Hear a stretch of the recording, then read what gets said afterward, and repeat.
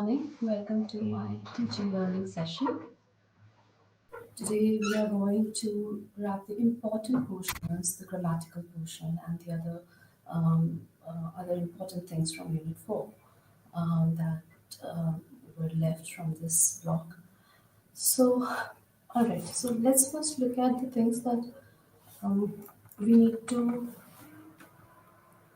do before, as in Unit 4 is about preparing oneself for jobs and before we cover that, let's look at the things which one needs to cover in grammatical portion in developing English language. And so this paper is all about English communication, English at a workplace. So what are the things that you can do? We have talked about how it plays a role in developing your first impression and in helping you communicate with the interview panel, or whether it is through written mode or through verbal mode of communication. So that verbal mode of communication will include telephonic conversations or being in the interview. Those are the verbal mode of communication. In the written form, we talked about sending an email, writing down your resume, and then also when probably you're filling the questionnaire. If the questionnaires are just tick boxes kinds, then that's a different thing. But if you have to write something, so even in those one or two lines, if your hold on grammar is not very strong, it could reflect in the answers that you're getting. So let's look at the things that we have covered, revise it once. So we talked about the qualities which are necessary at the workplace, right? So all the units that we have covered until now, we have talked about, even if it was in fragments, but we constantly paid attention on how we are going to make a first impression and how we are going to ensure that it lasts over a period of time. So, how to behave when you go to a new office or workplace, then how to write a profile of another person. Remember that we did that exercising on profiling for oneself and for others. When we are profiling for ourselves, it's easier because we know ourselves very well, we know our plus and minuses. The difficult part is how do you communicate your positive points, because sometimes you feel a little hesitant or reluctant in talking about yourself. It's not a very easy thing to be able to write down or communicate your positives without sounding pompous, without sounding like you're exaggerating or you're trying to market. So see, it's all marketing, right?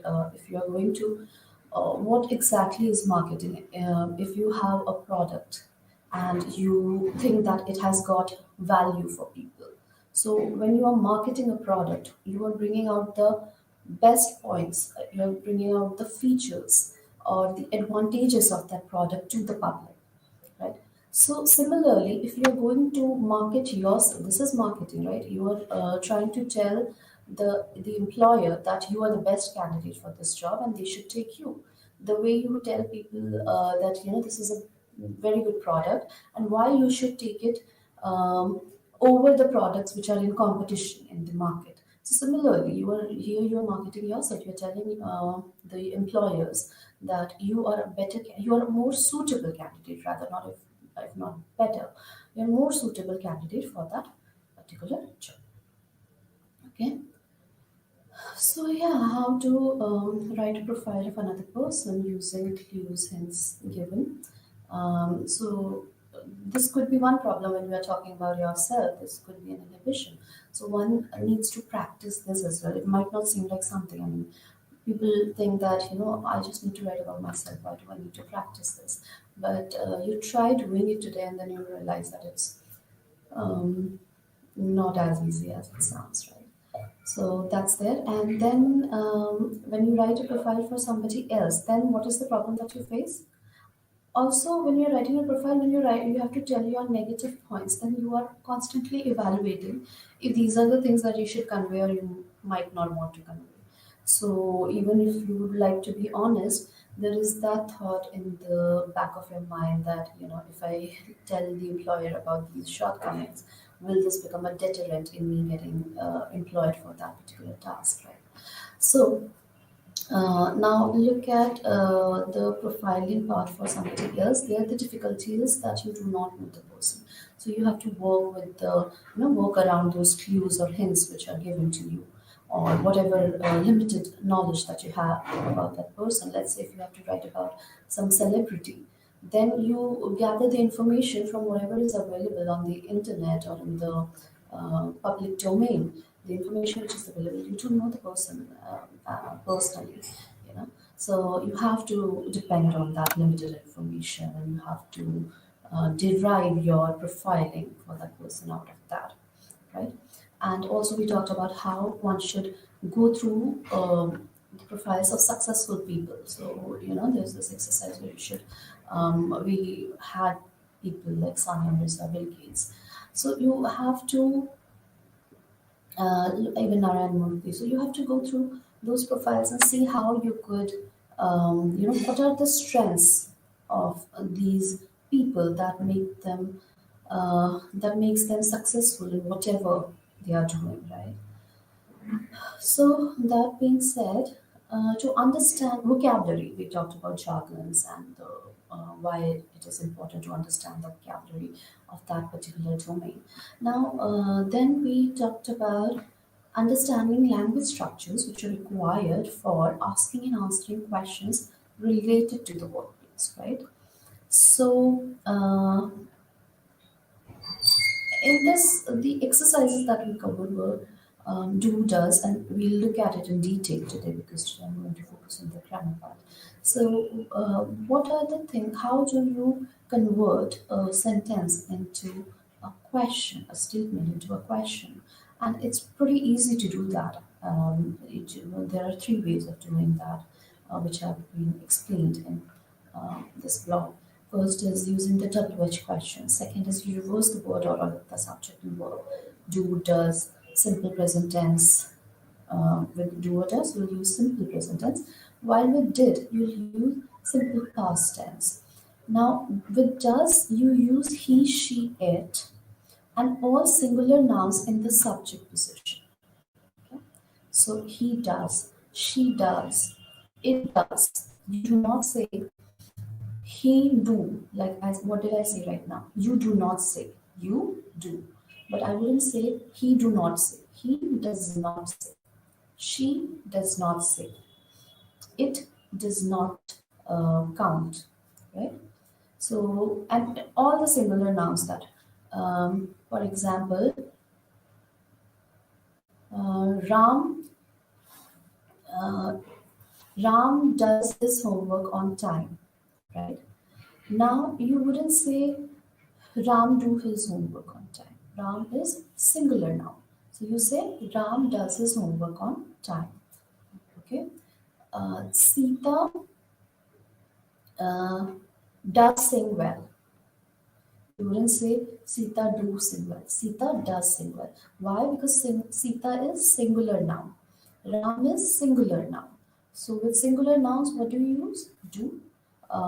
With singular nouns, you use does. Right? Okay. So we move forward. And what about did? Did is for past tense. So let's say uh, Sita Ram did his homework. Okay, when it is past tense, then you will does will change into did. Ram did his homework on time. Or Sita did sing well because now earlier we were saying Sita does sing well, as in Sita she sings well. Okay, and when we say Sita did sing well, that means she used to sing well or she sang well in the past, right? So Sita did sing well in the past tense.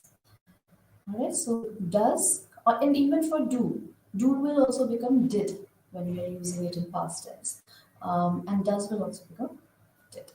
But with does, what is the rule here? Singular noun. He, she, it, and all singular nouns.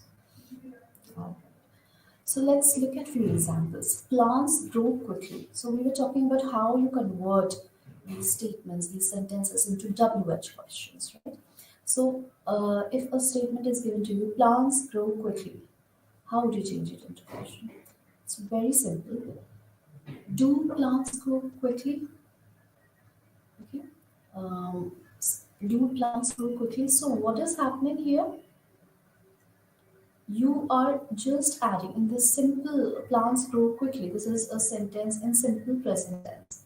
How do you convert it in a question form? You just add do before plants. Okay. So please see that it is plants. Plants is plural, right? So what we're saying is do. We are using do. And what did we talk about earlier? We use does when there is a singular noun. So if it was plant and not plants, plants is plural. So let's say there was one plant. So singular form of noun, plants is noun, and it's a plural form because we have s after plant, plants. So it's more than one plant. So it is plural noun. But if it was singular noun, because it is plural noun, we are using do.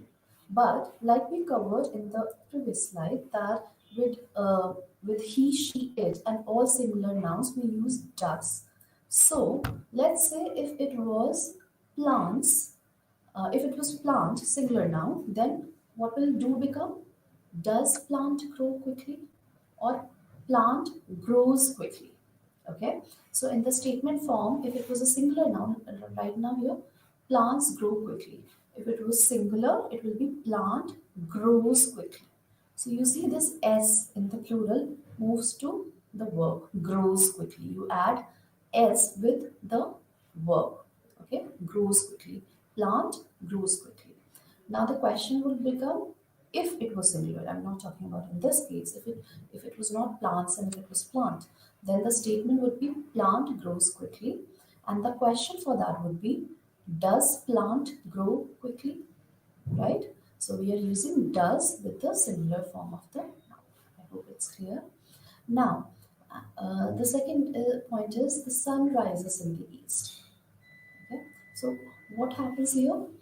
Because you see the noun. Let's look at the noun in this sentence. The sun rises in the east. So sun is the noun here. Is sun singular or plural noun? Sun is singular. We are not talking about more than one sun. So it's singular noun, one sun. The sun rises in the east. So with singular noun, what do we use? Does. So the question form becomes, does the sun rise in the east? Makes sense? Right? So does the sun rise in the east? Why? Because sun is singular noun. So we used does. Okay. Now third is Sandeep got up late yesterday. So you see the sentence when we were talking about plants grow quickly. It's happening in the present. The sun rises in the east. Present tense. When we say Sandeep got up late yesterday, so yesterday automatically means it is something in the past, right? So here the sentence itself is in past tense. So what will we use in the question? Like we said, that for whether it is do or does, whether it is the plural form or singular form of noun, we'll use did before the noun. So the sentence becomes, did Sandeep get up late yesterday? So there are two changes that we make. First, instead of do or does, like we were doing in the sentences which were in present tense, in this sentence which is in past tense, we'll use did, not do does. We'll use did. Okay, in place of do or does in the question form. And second thing is, you see the verb got up. It's also the past form, right? So this will become in present. Okay. So got up will become get up. So past tense form will become simple present tense form. But you will add did. So for do or does, you're already using the past form. That's why for the verb, you are going to use simple present tense. So what will be the sentence now? Did Sandeep get up late? Did past Sandeep, same singular noun. Got up becomes get up. Did Sandeep get up late yesterday? So even if you are using the the present tense of the verb get up. Get up is in present. Got up is past. So if you're using get up, but still it is talking about yesterday. So the sentence in totality makes sense in terms of past tense, right? Because did, you have used did. So you wouldn't say, and this is a common mistake that people commit, and I also mentioned in the last session. A lot of people would say, did Sandeep got up late yesterday? Okay, and I did slept a lot. So with did, what happens? You are not going to use the past form of the verb. Okay, you'll not use the past tense form. Makes sense. I hope this is clear. Now let's revise. So you will add do before the plural form, plural subjects. Add do before the plural subjects. Add does before the singular subjects. No change in the verb form. When this we are talking about did. Okay, so no change in the verb form. Past tense form to simple present tense form. Okay. Now let's look at these exercises and we'll try to do it together. Okay. So change the following sentences into questions. First, student work very hard near the exam. Okay. So student work very hard near the exam. What would be the, how would you change it into a question? So you see it's students, right? So students is plural. So what should come before it? Let's say if it was student, then it would have been does, singular form. With singular form, you'll use does. And because it is plural, so you'll use do. Okay. So do students work hard near the exam? Okay. Do students work very hard near the exam? That would be the question, right? Okay, so I'm going to give you like 2 seconds to think after I give you the sentence now. Second is all of them played their parts very well in the dance. All of them. So let me give you the hint. All of them means more than one person. So what would come here?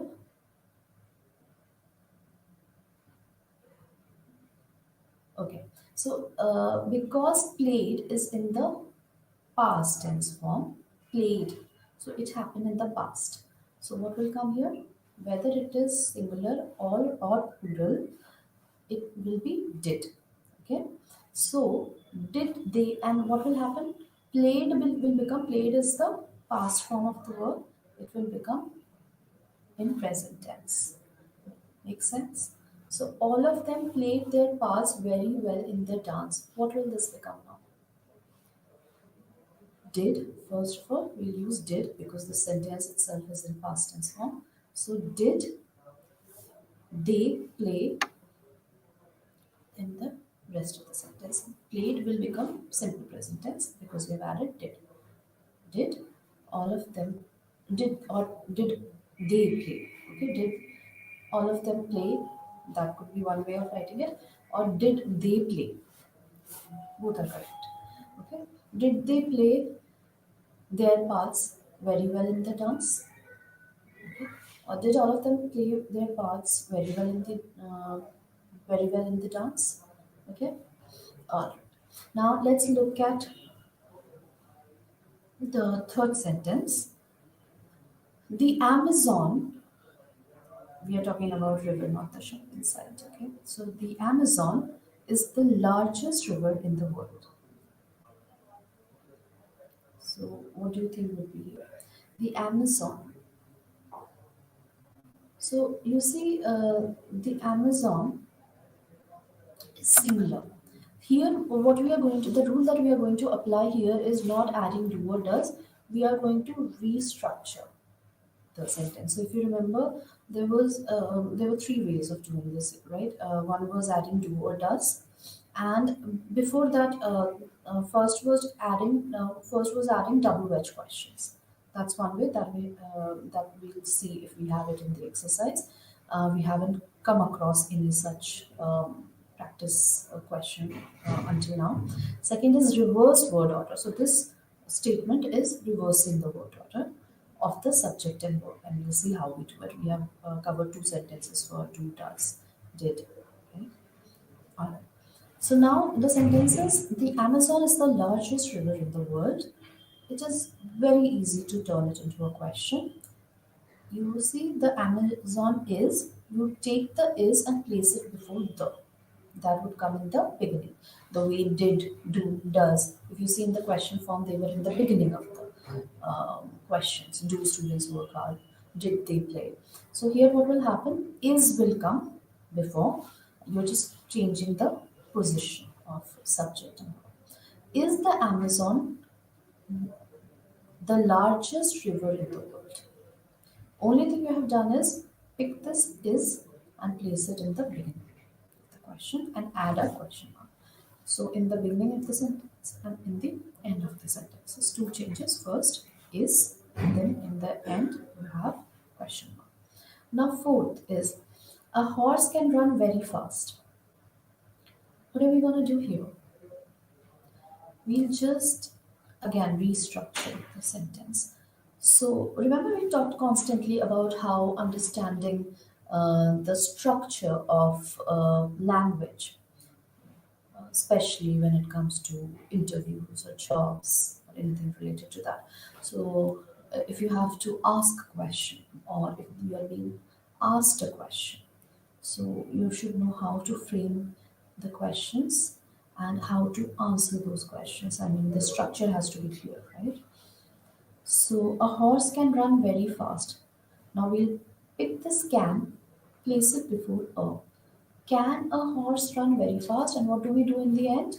We place a question mark. So just pick the can, place it at the beginning of the sentence, and change the full stop with a question mark. Your question form is ready. Okay. So can a horse run very fast? All right. Fifth is, the lion is the king of the forest. Again, restructuring. What will you do now? I will give you 2 seconds to think.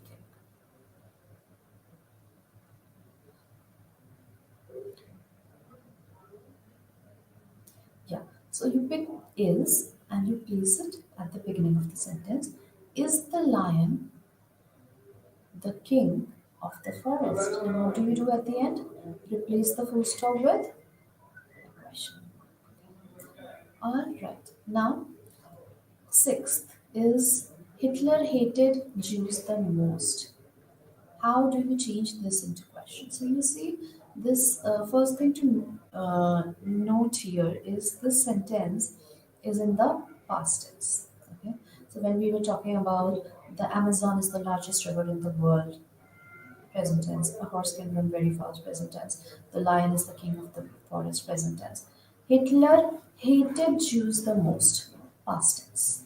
Okay, so what is the verb here? Hate, hated. Okay. So what is going to happen here when the sentence is in the past tense form? You add did at the beginning of the sentence and you change the form of the verb from past to present. Okay.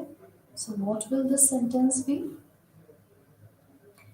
Did Hitler hate? Hate will become hate. Did Hitler hate Jews the most? And full stop will be replaced with question mark. Okay, simple. Now, seventh. I sent my younger brother an email yesterday. Okay. Now, you see, what is the verb here? Sent. And is it in present or past tense? It's in past tense. So, you again the did formula. Did I send? Okay, sent is in past. Send. Okay, so did I send my younger brother an email yesterday? And full stop will be replaced by question mark. Okay, sent is past, send is in present. I send you my greetings. It's in present. Okay, but if I have to say, I sent you my greetings on Diwali, that is in present tense. I sent you my best wishes on New Year. Well, that's in past tense. Yeah, I sent you my greetings on Diwali, past tense. But if I say I send you my best wishes, this Makar Sankrant, that would be, let's say if Makar Sankrant is today, so I send you, if I'm wishing somebody today, so I'll say I send you my best wishes. This Makar Sankrant, that means it's in present, send. Okay. All right. But if I add did, I did send my wishes to you on New Year's. Then it again becomes past tense because did is there, and the word form will remain in present tense. I did send my wishes to you on the New Year's. All right. So, did I send my brother an email yesterday? Question mark. Eighth is they work from morning till evening. So now this will become in question form. What will this become? Let's say they. Okay. Subject is they. The sentence is in first. Let's see what is the tense of the sentence. This is in present tense. So let's look at the subject now. Subject is plural. They, not he, she, it. Subject is in plural form. They, more than one. So what will we use here? With singular form of subject, singular subjects, singular noun subjects, we use noun or pronoun, we use does. So with plural subject, we'll use do. So do they work from morning till evening?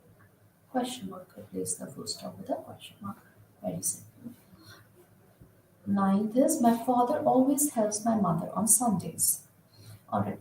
So here the subject is father, noun, singular noun subject, one father, my father. Always. So what will happen with singular noun subject? We'll use, and let's look at the sentence structure. It is not in past tense, right? So what will be the form? Does, because my father is singular noun subject. So with singular noun subjects we use uh, does, right? Does my father always help my mother on Sundays? Question mark. We'll stop it. It's a question mark. It's very simple. Okay. Just you just need to notice the tense of the sentence. Then you look at the form, as in it's in singular or plural form. You look at the subject, noun subject, or pronoun subject. What form is it? And accordingly, with singular noun subjects, does. With plural, if it's in present tense. With plural noun subjects, do. And if the sentence is in past tense, then instead of do or does, you use did, and the form of the verb will become in present tense. Okay, let's look at the last sentence. The baby cried the whole night. First, look at the tense of the subject. So, look at verb. How do you recognize the tense of the subject? Look at the verb. It says cried, ed. Cry plus ed, cried. So ed, past. So this is in past tense. Now look at the subject, noun subject. The baby. Is it the babies? No, singular baby. The baby. So one baby, singular noun subject. So with singular noun subject, what do you add? Does. So does the so with if it was in present tense, you would say um, does, but because the sentence is in past, so we are going to use did, right? So we looked at cried, cry plus ed is past tense, right? So the entire sentence is talking about last night. Okay, cried the whole night, so it happened. Okay, now because this is in past, so we are going to use did the baby, and the form of the verb will change to present. Did the baby cry the whole night? And full stop replaced by question mark. So did the baby cry the whole night? Question mark. Now, one thing to note here is, if this sentence, when I was talking about, I mistakenly talked about does. So that would happen. When would that happen? That would happen if this sentence, it's a singular noun subject, right? But if the verb was in, or if the sentence was in the present tense, okay? So let's say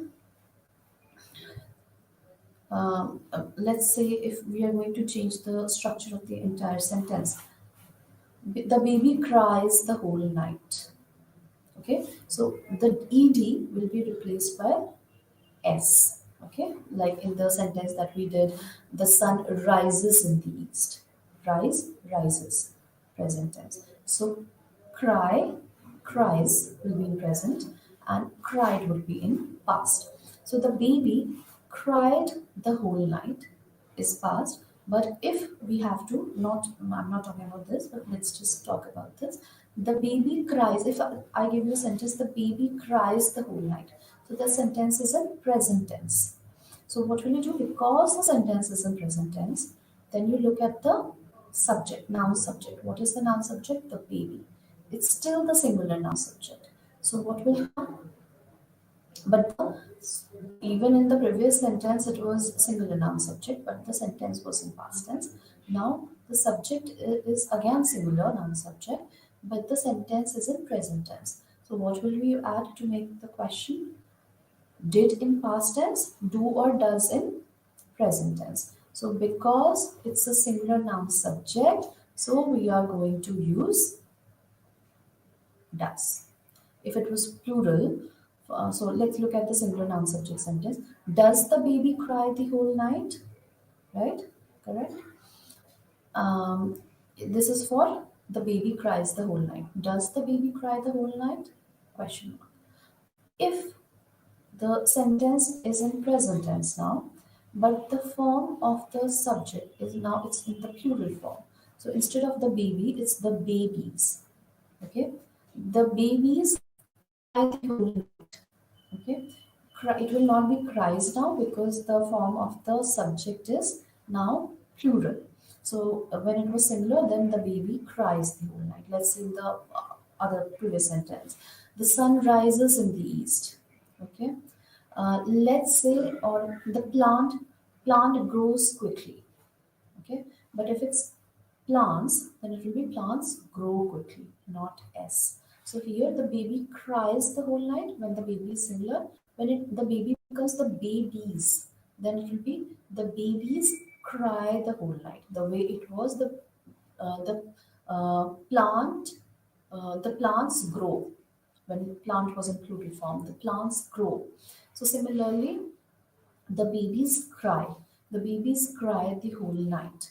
Now, this sentence where the baby or the subject noun form has become plural. Now, how will you change it into the question? And the tense of the sentence is present. So it will be do, right? Do the babies cry the whole night? Question mark, right? So we have seen how the same we have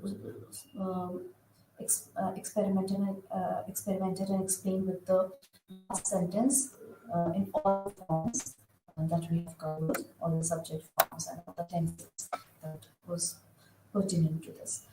Now, one exercise that you should probably attempt today is write about any person in your college or workplace. In the exercises that we had earlier, there you were talking about the profiling that you were doing was for yourself or for the celebrities or the famous people. Now, today you think about a person who has recently got a job, okay, and try to write a profile for them or who are applying for a job. There's somebody from around who you may know, or like if you know, with the famous people you do not know them personally. With yourself, you know yourself too well personally. So just try it with somebody who you, I mean, take the middle path and try it with somebody who you know, and you do not have to work around the clues and hints. So you know that person and you are going to write about them. Look at how you are able to highlight their positives and negatives. Similarly, You should try to write your own profile and also be able to communicate it verbally. All right. Now, let us sum up. So, in order to be successful at the workplace, you need to be prepared to speak and write about yourself, introducing yourself with confidence, being well prepared to meet new people, meet new challenges, etc., will go a long way in enabling you to adjust to a new job. In this unit, you have learned about personal, social, and professional qualities needed at work. You have read about some very successful people like Bill Gates, Sanya Mirza, Narayan Murthy, etc., and what makes them successful. You've also learned how to talk about yourself and to write a self profile. In the grammar section, you have learned how to frame questions and answer them. Okay, so in this block, you have learned a lot of stuff which is important for your job hunting process. Now, when you look at the jobs, important things that we have covered earlier: who put in the advertisement, what is the person or organization looking for, and what skills are required. These three thoughts should be in your mind all the time when you're preparing anything, because these are the things which thing is very, very relevant for you, in the sense you need to see if that organization is a good fit for you and if it holds enough credentials so that you could put a stake at it, by starting with it. Okay, so is there a lot of scope for you there? And then what is the person or organization looking for? What skills are required? So obviously these two things you have to keep in mind constantly when you're preparing your, uh, you know, when you're preparing your resume, when you're talking to them, you have to, because there is less time and you have to put out the best that you have. So now we are also going to look at, so what are the things that we have learned until now? We have had some idea about the world of jobs, a lot of in fact ideas. In fact, there is a familiarity. We have looked at how we think, we should think, and how what are the things that we miss out with. We looked at the psychology of the employers, right, and expectations of the employers. We looked at the things that we tend to ignore because we are more focused on the other aspects of job. For example, is the office at a feasible commuting distance, right? So that's there, and how do they operate? Okay, question is, are there all these things that you might have not attempted until now, or you might have as well. So another thing is know how to search for a suitable job. That we talked about all the graphs and charts and flow charts and how we can make it easier for us by putting it all in the pictorial form, enabling us to keep a track of it and have our own research material when it comes to job, rather than asking people or depending on the internet sources and all those things. Yeah? So next is how to write letters to find out about the job market. Um, yeah, so there was a sample that I shared, and it's there in your book as well. So you can look at your study material and you will see a sample, and you can also find it on the internet. Look at the best reliable sample letters and try writing similar one for yourself. Especially look at one which is related to your field. Then we also talked about how to explore the internet for jobs. So there is an exercise where that you should undertake. Think of three or four best internet job hunting sites, and probably write down the names with them. Another thing that you can do is make a group. So one exercise was to write one task for you is to write the profile for somebody you know. And on the same lines, write a profile for yourself. Second is, I mean, you have written the profile earlier as well for yourself if you have attempted to do that. Otherwise, you can try now. But in this, what will happen when you're writing it for a friend of yours or a colleague of yours?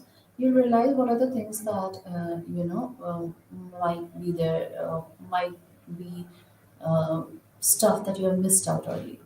Okay, and explore the internet for jobs. So, second task is to find out three, four best job related sites available.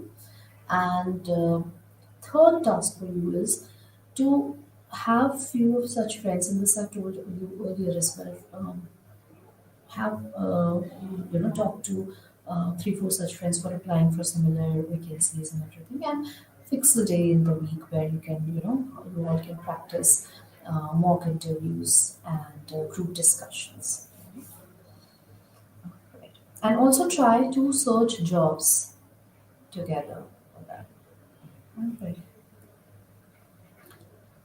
We also discussed about how to prepare the data, and how to look at it in a way, how to prepare it in a way that it is easier to refer to it.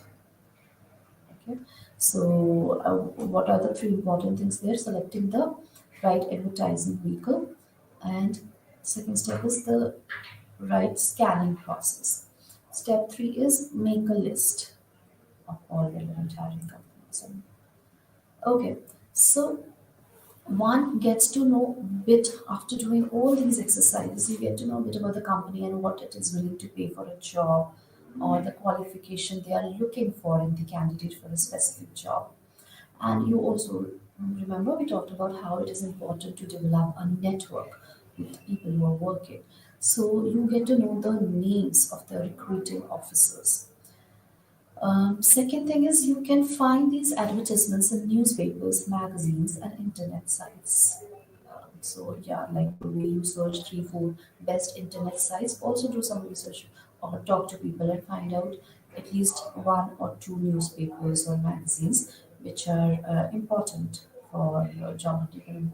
For example, employment newspaper, which comes once in a week on weekend probably. So remember, there was also a hint given to you that if you have seen the vacancy on Friday, then you know how you should, on which day you should do what, on Monday what should you be doing. So it was there in the discussion. You can go through that. So yeah, newspaper is an advertising vehicle because it carries a lot of different kind of advertisements, and is still the most popular place to look for advertisements. Okay. And since one is a fresher, one must apply for the entry level jobs. One can apply for the higher level jobs once you have obtained experience, right? And it is also very important to identify when you're preparing for the interview. It is very important for you to identify the skills which are needed, like we have talked earlier also. If you're not going to understand what is the company looking for, and you're only going to, first of all, you'll be applying at the wrong place. Secondly, you will be marketing the points which probably the employer doesn't even need. Right? They are looking for something different. You are catering something different to them. You might be very good at that, but that's not something that they need, right? So that's there, and just identify those skills which are needed, what they are looking for, and understand their selection criteria. Otherwise, you might be, might be singing your own tune while they are probably different. All right, practice answering FAQs. Like I said, that you can make a group with people, your friends, and do this exercise once in a week at least, mock interviews and group discussions. Another thing you can add there is FAQs, frequently asked questions. So remember, I told you about how to maintain a register, or probably any sort of catalog where you could note down the questions that you are being asked, the questions that your friends who are appearing for the interviews are being asked, all these questions that you can collect from the internet and any other sources. So prepare your own list of questions and be prepared with the answers already. So these are frequently asked questions. Like when you attempt exams, you look at the last 10-year question papers, and you look at the pattern of the questions. You look at the questions which are most important, right? So similarly for interviews, you have to look at the questions which are frequently asked, because obviously if it's a certain job, there are certain things that they're going to ask. They're not going to ask you uh, probably the name of a certain mountain in a certain country, right? It will always be specific to that particular profession. Okay, so what could be the possible questions. You can collect it from here. You can also think about it yourself and practice the answers. Collecting the questions is not enough. You need to practice the answers. Prepare an answer, a well framed answer, and then practice it. First, write it down if you want, and then try to, or maybe just write down the points that you should incorporate in that answer, and then probably look at the mirror, or best is record it in your phone. Okay? And then we need to, since we need to mark these jobs to identify the companies and organizations that employ at entry level or whatever level you are applying at. They may have jobs suiting one at a later stage. So when you, I told you that when you are writing down when you're making your list or research on the jobs which you're going to apply for, when you're making that list, also keep an eye on the next step. What is the next level of job that you should be aiming at, and what are the requirements there, so that you can start preparing yourself accordingly. Okay. So these jobs give a good picture of who the manager will be, or the name of the recruiting officer, and the job responsibilities one can expect. Okay. The best thing to do is to pay them a visit personally. This means they do not welcome calls and telephonic inquiries. Of course, one needs to carry one's resume and the relevant papers in case they decide to interview immediately. Okay. So this is another thing. Okay, so, when you talk to people who have already faced the interview, what are the questions that you are going to ask them? First is that, of course, the most obvious question is, what are the questions that they have been asked, and what was their best or worst moment in that, and what was the experience like? Okay, what was the thing that they did right, and what were the things that they did wrong? Okay, so that's there, and then what you can talk about it. um, if and this is something that you could do yourself also, like when you appear for an interview, and you see what was the thing that worked for you, what was the thing that did not work for you, write it down. And also, when you talk to these people, ask them what are the things that they feel they could have done differently. So this is a knowledge exchange and helping each other out, mutually beneficial. Do not discuss it with people. Also choose your people. Okay, do not discuss it with people who are probably uh, going to bog you down, or are probably not going to give you the right advices. Use your discretion and talk to people who you are your well wishers, and you help them and they help you. So also whenever you take feedback, be careful who you are seeking them from.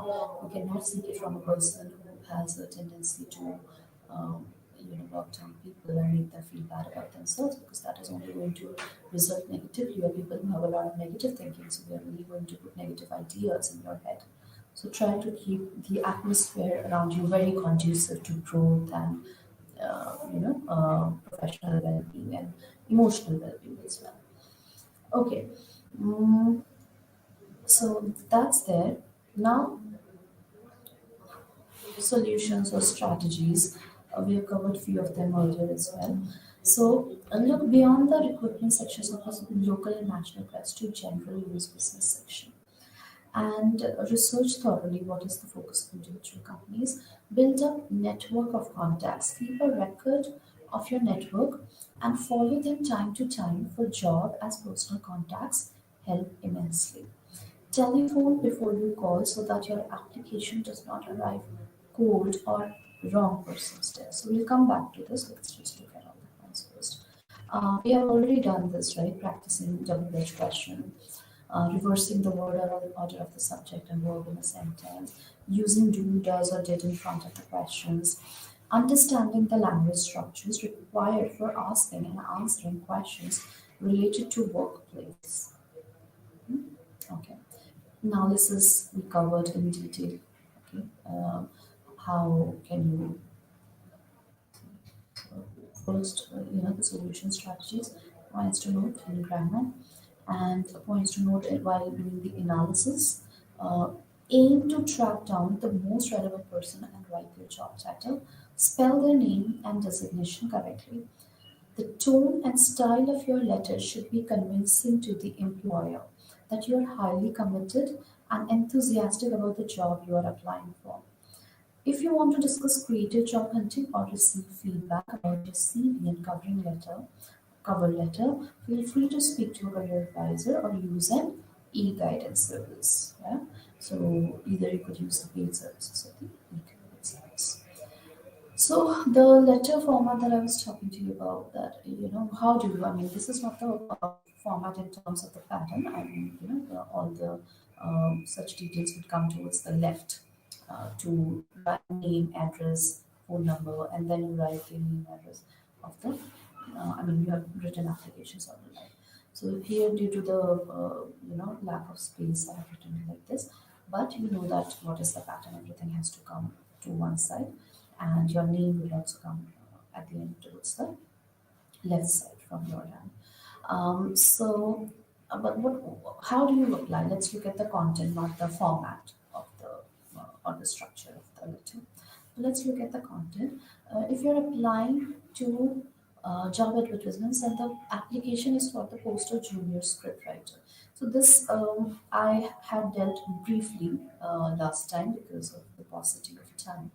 But today I'm going to talk about it because it is a very important part of your job hunting, how you are responding to a job advertisement. So first of all, follow the right format, which is not this format. Left, you will have the name, address, everything on the left. Then you write the subject. So subject would be application for the post of, let's say, scriptwriter, so junior scriptwriter. So this is just an example. You can look at the specific jobs and also make a list of the jobs that you are eligible for, or the designations that you are eligible for, and look at the sample letters for that, and probably pick out the lines from there that you personally uh, liked. Okay.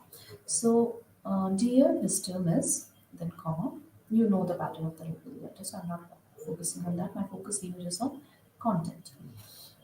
So I have been working as an assistant with scriptwriter at Ronan and Smith Studios or whatever is the place. So first, what are we doing here? You are looking at the, you are giving your experience. Like if you're applying for it. Now, if you're just starting out, you might not have a lot of experience. So you could talk about your internship. That I had been an intern. I had worked as an intern at this so and so place. Okay, I pursued my internship from so and so place and for so many months.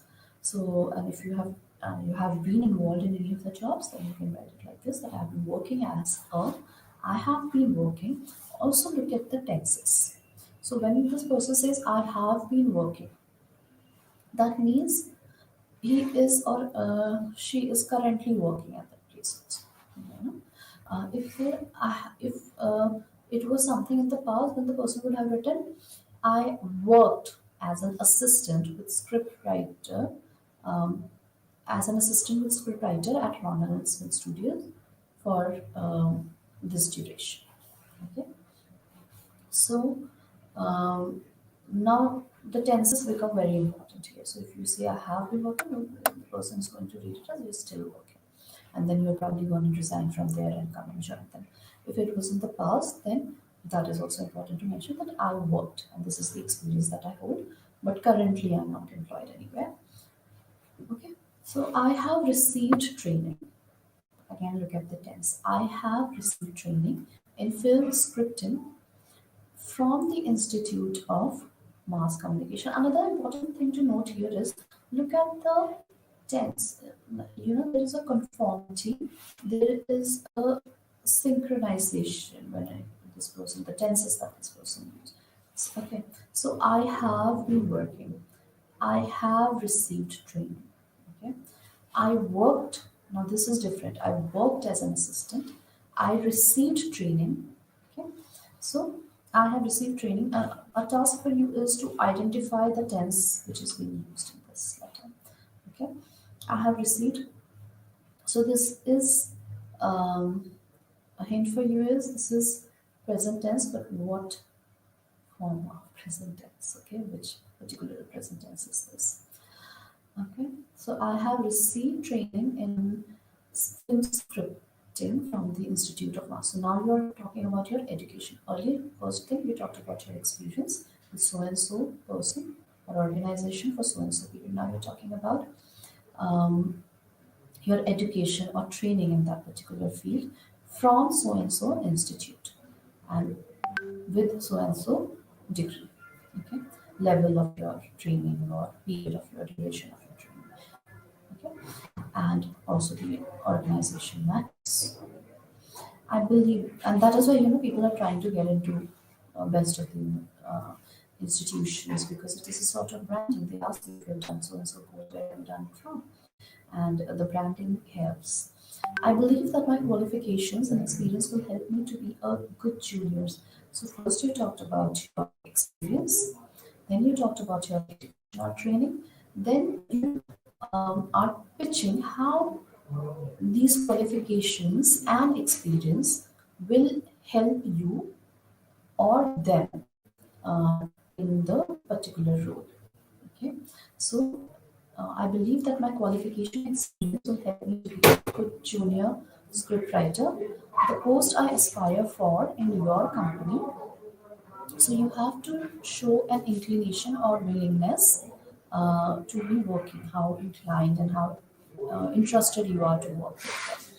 So similarly, we are going to look at the entire letter and decide the specifically look at the tense which is being used. That's one important thing. Second thing is you have to talk about all the credentials that makes you the most suitable candidate. So there is a sort of pitching, self-marketing that is involved here.